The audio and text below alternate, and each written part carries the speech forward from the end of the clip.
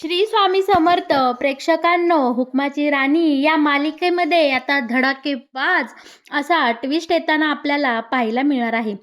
इंद्राला त्या तनिषाच्या मिठीत पाहून राणीला इकडे खूप मोठा धक्का बसलेला असतो. आणि बरं का, आपला इंद्रा ही राणीच्या आणि त्याच्या नात्यातला विश्वास जपत रात्री तनिषामध्ये आणि इंद्रामध्ये जे काही घडलं ते सगळं स्पष्टपणे राणीला सांगतो. पण जेव्हा का राणीला या दोघांमधले ही सगळी थेरं कळतात, त्यानंतर मात्र राणी आता इकडे दुर्गेचा अवतार घेणार आणि या तनिषाला तर काठीने झोडपणारच. पण यानंतर इंद्राची ही गय करणार नाही. इंद्रालाही ती चांगलीच खडे बोल सुनावत इंद्राला चांगलंच कामफाडीत मारताना आपल्याला पाहायला मिळणार आहे.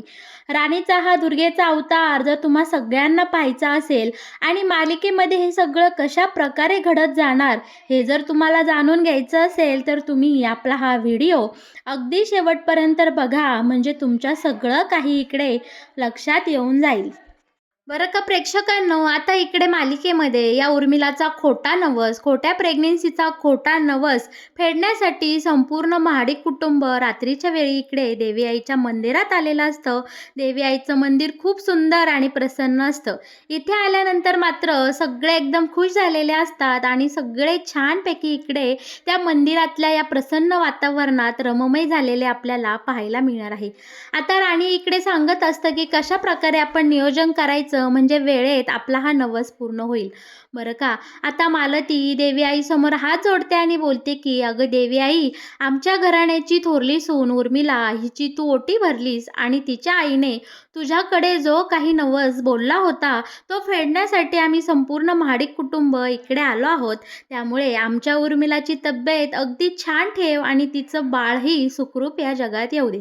असं साकडं इकडे आता आपली मालती देवी आईच्या पुढे हे गाऱ्हाणं मांडत असते आणि आपली रत्नाईही देवी आईला असंच मनोमन पूजन करत सांगत असते की देवी आई, उर्मिलाचं बाळ सुखरूप या जगात येऊ दे आणि उर्मिलाच्या बाळाला तिला चांगलं आरोग्य छान मस्तपैकी दे. आणि हो, दुसरं म्हणजे आमच्या राणीचा आणि इंद्राचा संसारही छान सुखात होऊ दे.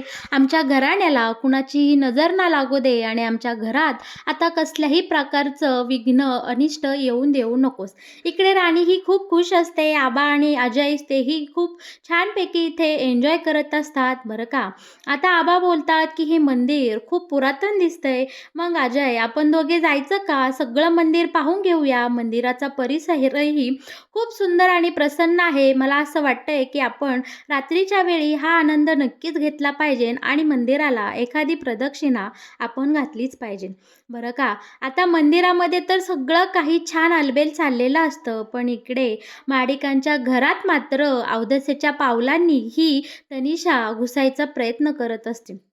तनिषा आता मुद्दामून इकडे इंद्राकडे डिस्कशन करण्यासाठी, कंपनीचे जे काही कामाचं बोलणं आहे ते करण्यासाठी येण्याचा उशीर करत असते. रात्रीचे 12 वाजून गेलेले असतात तरीही या तनिषाचा पत्ता नसतो आणि येते ते येते मुद्दामून भर पावसात भिजत भिजत आता ती महाडिकांच्या बंगल्यावर आलेली असते आणि इंद्राला सांगते की अरे, माझी गाडी मध्येच बंद पडली आणि त्यामुळे मला इकडे पावसात भिजत चालत यावं लागलं. इंद्राही या मूर्ख बाईवर विश्वास ठेवतो आणि बोलतो की इट्स ओके. अगं, मी तुला फोन लावायलाच घेतला होता की इतकी रात्र झाली आहे, तू आता येऊ नकोस. पण इकडे आता ह्या संधी साधू या नालायक मुलीने बरोबर डाव आखलेला असतो आणि ही तनिषा आता इंद्राला बोलते की मला घरात तर घेशील ना? अरे, मी पूर्ण भिजली आहे. आता या तनिषाला इंद्रा घरात घेतो. पण इंद्राला मात्र चांगल्या फिलिंग्स आणि वाईब येत नसतात, कारण लाईटी गेलेल्या असतात आणि ही तनिषा एकटी घरी आलेली असते. घरामध्ये दुसरं कोणीही नसतं. एका मुलीसोबत, एका परक्या मुलीसोबत संपूर्ण रात्र घरामध्ये एकटी काढायची, हा विचारच आपल्या इंद्राला अजिबात पटत नसतो. बरं का, मुद्दामून ही तनिषा बोलते की इंद्रा, मी पूर्ण भिजले आहे, मला तू काही घालायला देऊ शकतोस का? आता इंद्रा नाही कसं म्हणणार. इंद्रा बोलतो ठीक आहे आणि आपला भोळा इंद्रा त्याच्या रूममध्ये जातो आणि राणीचा एक सुंदर रेड कलरचा ड्रेस या तनिषाला आणून देतो. प्रेक्षकांनो, आता ही तनिषा जोपर्यंत तो ड्रेस घालून तयार होत असते, इकडे इंद्राला मात्र अजिबात चांगलं वाटत नसतं. त्याचं मन सारखं बेचैन झालेलं असतं. राणीच्या आठवणी तो एकतर व्याकुळ झालेलाच असतो, पण ही तनिषा त्याच्या डोक्यावर येऊन इथे घरात बसलेली असते आणि त्याला अजिबात चांगले वाईब्स येत नसतात. इंद्रा स्वतःशी बोलतोही आणि बोलतो की मी आता राणीला फोनच करतो आणि राणीला फोन करायला घेणार तोच ही तनिषा अगदी राणीसारखा सुंदर मेकअप करून पायऱ्यांनी उतरत खाली आलेली असते. तिला पाहून इंद्रा डचमळतो. इंद्राला काही तिच्या सौंदर्याचं पडलेलं नसतं, पण त्याला खरं तर इथे तिच्यासोबत खूप ऑकवर्ड फील होत असतं. अजिबात चांगलं वाटत नसतं. पण ही तनिषा संधीचा इकडे पुरेपूर फायदा घेत असते आणि इंद्रासोबत एकही संधी सोडत नसते लगट करण्याची. काय इंद्राचा हात काय पकडते, इंद्राला घेऊन कामाचं डिस्कशन काय करते. आता इंद्रा बोलतो, चल आपण कामाचं बोलून घेऊया. कामाचं बोलत असतो इंद्रा, पण हिचं लक्ष असतं संपूर्णपणे इंद्राकडं. अगदी खालून वरपर्यंत ही आपल्या इंद्राला निहाळत असते आणि तनिषा इंद्राच्या प्रेमात अखंड बुडालेली असते. बरं का. दुसरीकडे मात्र राणी देवळामध्ये हा उर्मिलाचा नवस फेडण्याच्या तयारीत असते आणि इकडे ही तनिषा इंद्राला दारू पाजण्याचा प्रयत्न करत असते. कारण तिने तसा भन्नाट प्लॅनही केलेला असतो. इंद्राला खूप नशेत घालवायचं, इंद्राला दारू पाजायची आणि त्यानंतर तिला हवं ते करवून घ्यायचं. इंद्रा नको नको म्हणत असताना ही मैत्रीची शपथ घालत इकडे इंद्राला एकदम भरपूर दारू पाजते. आणि बरं का, बरोबर या तनिषाने तिचा डाव साधलेला असतो. इंद्राला अफाट दारू पाजून त्याला असं धुंदीमध्ये आणलेलं असतं. तितक्यात विक्रांतही तिथं आलेला असतो. पावसामध्ये आपल्या ह्या इंद्राचा घात करण्यासाठी इंद्रा तिथे असताना, एकटा असताना हा विक्रांत आलेला असतो. तो वेळेची संधीची वाटच बघत असतो, पण इकडे विक्रांतला काही आपल्या इंद्रावर गोळी चालवण्याची संधी शेवटपर्यंत इथे मिळत नाही. ठीक आहे. मात्र या संधी साधू तनिषाला मात्र तिला हवं ते सगळं करण्याची इकडे संधी मिळालेली असते. तिने इंद्राला इतकी ओव्हरडोस दारू इथे पाजलेली असते आणि दारूच्या नशेमध्ये आता इंद्रा त्याचं संपूर्ण भान इकडे विसरून गेलेला असतो. आता राणी तिकडे देवळामध्ये दिवे लावत असते आणि दिवे लावता लावता राणीचं मन काही थाऱ्यावर नसतं. तिला सारखं आतून असं वाटत असतं की घरी काहीतरी विचित्र घडत आहे. इंद्रा सरांसोबत काही ना काही चुकीचं घडत आहे. पण तिच्या सगळ्या भावनांना ती आवर घालून इकडे या उर्मिलाचा नवस अगदी आनंदाने आणि मनोभावाने फेडत असते. सगळ्या देवळामध्ये सगळीकडे रत्नाआईने आणि आपल्या राणीने सगळीकडे छान दिवे लावलेले असतात. आपल्या मालतीने त्या दिव्यांच्या वाती वळून दिलेल्या असतात आणि उर्मिला जिच्यासाठी या नवसाचा खटाटोप चाललाय, तिला मात्र या सगळ्या प्रकाराशी काहीही घेणं देणं नसतं. ते आपण पाहणारच आहोत. बरं का. आता एक नवस फेडता फेडता आपली मालती बोलते की बरं आपण इथं आलोच आहोत तर आपण राणीसाठीही नवस बोलला पाहिजे. तेव्हा राणी बोलते म्हणजे माझ्यासाठी कशाला. तेव्हा मालती बोलते की अगं राणी, आता इंद्राने आणि तूही मनावर घेतलं पाहिजे. घरात एक लहानसं बाळ येतच आहे, पण त्याच्या जोडीला एखादं भावंड आलं तर अजूनच स्वर्गसुख. म्हणजे सोन्याहून पिवळं. आम्हालाही लवकर आजी आजोबा कर म्हणलं झालं. एका बाळासोबत खेळायला दुसरं भावंड आलं तर घराचं आपल्या गोकुळ होऊन जाईल. बरं का प्रेक्षकांनो. आता इकडे मालती आणि आबामध्ये पाठीमागं जे काही बोलणं झालं होतं की संधी साधून तू इंद्रासोबत बोलून घे आणि बरं का मालती तुम्ही आपल्या राणीसोबत बोलून घ्या. आता बरोबर मालतीला इथे चालून संधी आलेली असते आणि तिने तिच्या मनात जे काही चाललं आहे ते सगळ्या भावना तिने राणीपर्यंत अलगद पोचवलेल्या असतात. बाळाचा विषय निघाल्यानंतर मात्र राणी इकडे लाजून लाल झालेली आपल्याला पाहायला मिळणार आहे.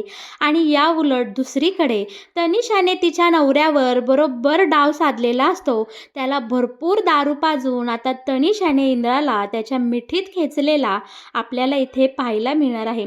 बरं का. दारूच्या नशेमध्ये दारू एवढी ओव्हरडोस झालेली असते तेव्हा आपला इंद्रा आता इकडे या तनिषाला दारूच्या भानात आपली राणी समजू लागतो. आता ही तनिषा इंद्राला बोलते, इंद्रा आय लव्ह यू. माझं तुझ्यावर खूप प्रेम आहे रे, पण तू मला विसरून गेला केलास. तेव्हा आता या तनिषामध्ये राणी दिसत असल्या कारणाने इंद्राही तिला आय लव्ह यू टू बोलतो. पण त्याला मध्ये मध्ये तनिषा दिसत असते तर कधी तनिषामध्ये राणी दिसत असते. त्यामुळे इकडे इंद्रा खूप कन्फ्यूज होऊन गेलेला असतो. बरं का, संधीचा फायदा घेत आता ही तनिषा इंद्राच्या मिठीमध्ये जाते. हळूहळू इंद्राची सगळी कपडे इथे काढताना आपल्याला पाहायला मिळणार आहे. बरं का, पण आता या सगळ्यामध्ये होतं असं की इंद्राला जास्त दारू झाल्यामुळे आता इंद्रा इथे बेशुद्ध पडलेला आपल्याला पाहायला मिळणार आहे. आणि दुसरीकडे मात्र राणीला सारखे वाईट वाईब्स येत असतात आणि अखेरीस ती तिच्या मनात येणारा संशय आपल्या घरच्यांना, तिच्या हक्काच्या माणसांना, मालती मॅडमला आणि आबाला बोलवून दाखवते आणि बोलते की अहो आबा, मला खूप आतून वेगळं वाटत आहे. प्लीज, मला इंद्रा सरांची खूप काळजी वाटते. मला घरी जाऊ द्या. तुम्ही सगळे उजडल्यानंतर घरी या, पण मी आता आपल्या घरी जाते आणि इंद्रा सर व्यवस्थित आहे का नाही ते पाहते. बरं का, इथे राणीला अडवण्याचा उर्मिला खूप प्रयत्न करत असते. उर्मिला बोलत असते, अगं कशाला, थोडाच वेळ राहिला, आपण सगळे सोबत जाऊ. पण राणी मात्र कोणाचंही एकही शब्द ऐकून घेत नाही आणि ती डिरेक्ट आता घरी जायला निघालेली असते. आता राणी तिकडनं गाडी घेऊन निघालेली असते आणि इकडे मात्र इंद्रा आता बेशुद्ध पडलेला असतो. बरं का, इंद्राच्या बेशुद्धीचा फायदा घेत ही तनिषा इंद्राची सगळी कपडे काढते, त्याला उघडा करते. स्वतःही स्वतःच्या अंगावरची स्वतः सगळी कपडे काढून टाकते आणि एका बेडशीटमध्ये जाऊन दोघेही झोपतात. इथे खरं तर इंद्रा आणि या तनिषामध्ये काहीही गैरप्रकार घडलेला नसतो. पण या तनिषाने त्या रूमची किंवा तिथल्या सगळ्या वस्तूंची अशी काही हालत करून ठेवलेली असते किंवा अशा प्रकारे सगळ्या वस्तू तिथे ठेवून दिलेल्या असतात जसं की रात्री या दोघांमध्ये खूप काही घडून गेलं किंवा या दोघांमध्ये जे घडायला नको ते सगळं घडलं. आणि शिवाय बरं का प्रेक्षकांनो, संधीचा फायदा कसा करून घ्यायचा या तनिषाला चांगलंच माहीत असतं आणि या सगळ्या अवस्थेतले या तनिषाने काही फोटोज आणि व्हिडिओही इथे काढून ठेवलेले असतात सेफ साईड. कारण कधी वेळ आलीच तर बरोबर ते फोटो दाखवून राणी आणि इंद्राचं नातं तोडायचं असा या तनिषाचा भन्नाट प्लॅन असतो. देवाच्या कृपेने आणि राणीच्या पुण्याईने तिचा नवरा काहीही चुकीचं वागलेला नसतो. पण राणीसमोर मात्र आता असं काही चित्र इथे उभं राहणार आहे की राणीच्या पायाखालची जमीन अगदी सरकताना आपल्याला पाहायला मिळणार आहे. आता इकडे पहाट होऊन गेलेली असते आणि उजडायला सुरुवात झालेलं असतं. राणी घाईघाईने इकडे घराकडे निघालेली असते आणि राणी थोड्याच वेळात घरापाशी पोचणार. तोच इकडे इंद्राला सुद्धा शुद्ध आलेली असते. इंद्रा आता शेजारी तनिषाला अशी कपडे नसलेल्या अवस्थेत पाहून खूप घाबरतो आणि बोलतो की तनिषा, अगं हे काय होऊन बसलं आहे आपल्यासोबत? तनिषा, मला रात्रीचं काही आठवत नाही. मला खूप दारू झाली आणि त्यानंतर काय घडलं याचा मला काही अंदाज नाही आणि हे काय होऊन बसलंय. आता पाहतोय तर आपण दोघे एका बेडवर आणि अशा अवस्थेत. तनिषा, अगं नक्की काय झालं?